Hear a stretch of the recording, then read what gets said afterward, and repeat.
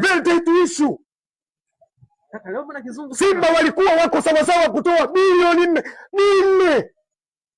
Watu wameomba kaunti mwekezaji. Leo unakama Mo atoi hela. Bo. Na nikianza kulizungumzia namna ambavyo picha lilivyokuwa, naamini tunaweza tukatumia zaidi ya masaa 3, story yake ni ndefu. Lakini wana Simba lazima waamini kwamba viongozi wa Simba walipambana katika mwekezaji wa Simba alipambana katika hilo. Wale wache nikupe kipande kidogo tu kabla historia yake. Cha mwisho wao waliamini na walisema ili Faisal atoke Azam ziwekwe 4 billions. 4 billions. Simba walikuwa tayari kuweka 4 billion. Wahusika wa Azamu wakaomba account number, mwekezaji wa Simba aweke 4 billion. Blaza amini hilo. Wakazima simu. Na walikuwa tayari. Yes. Cha mwisho mimi najua. Cha mwisho mwekezaji anatoa oda ya kukodi ndege ya kumchukua Faisal Arusha kumleta Dar es Salaam. Wahusika wa Azam wamezima simu zao wamekata. Yes. Sisi tunapanga bwana. Matajiri wazime simu. Wao waliamini Simba wako serious, Simba walikuwa serious juu ya mchezaji huyo.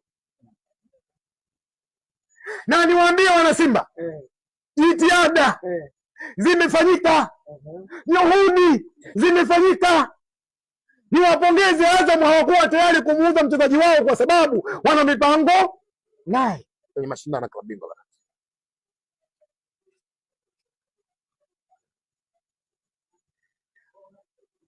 Tarehe 15 Azam wako Arusha.